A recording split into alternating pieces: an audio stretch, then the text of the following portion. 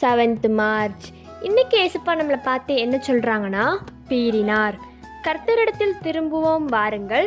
நம்மை பீறினார், அவரே நம்மை குணமாக்குவார். நம்மை அடித்தார், அவரே நம்முடைய காயங்களை கட்டுவார்னு ஓசியா 6:1 சொல்லப்பட்டிருக்கு. இந்த வசனத்தில் ஒருத்தரை மட்டும் குறிப்பிடல. இந்த வீடியோ பார்த்துட்டு இருக்க எல்லாருக்கும் தான் கர்த்தரிடத்தில் திரும்புவோம் நம்ம எல்லாரையும் சேர்ந்து தான் இந்த வசனம் குறிக்குது. இன்றைக்கி ஒரு நல்ல சான்ஸ், நீங்கள் ஏசப்பா இடத்துல திரும்புங்க. பாவம் செஞ்சுட்டு இருந்தீங்கன்னா அதை விட்டுருங்க. நம்மை பீறினார்னா ஏசப்பா நம்மளை உருவாக்குவாங்க. அவரே நம்மை குணமாக்குவார். இந்த உலகத்தில் மருத்துவர் குணமாக்க முடியாத நோயை ஏசப்பா குணமாக்குவாங்க. மனசளவில் உள்ள பிரச்சனை அப்படின்னு எல்லா இதுலேயும் ஏசப்பா நம்மளை குணமாக்குவாங்க.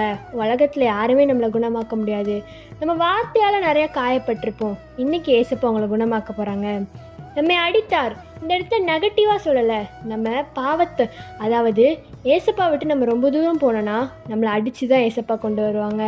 அடித்து மீன்ஸ் ஒரு நெகட்டிவான விஷயம் இல்லை. ஏசப்பா ஒரு அடி அடித்து ஏசப்பா கிட்டே நம்மளை கூட்டிகிட்டு வருவாங்க. ஏசப்பாவே நம்மளோட காயங்களை கட்டுவாங்க. நம்ம ஏதாவது சின்னதாக அடிபட்டுட்டா கூட நம்ம அம்மா இல்லை அப்பா நம்மளோட காயங்களை கட்டுவாங்க. அது மாதிரி நம்மளுக்கு எவ்வளோ பெரிய பிரச்சனை வந்தாலும் ஏசப்பா நம்மளோட காயங்கள் எல்லாத்தையும் கட்டுவாங்க.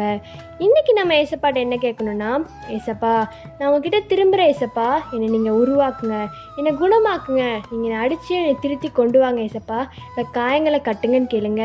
ஏசப்பா உதவி செய்வாங்க. By truth of mercy, have a good day.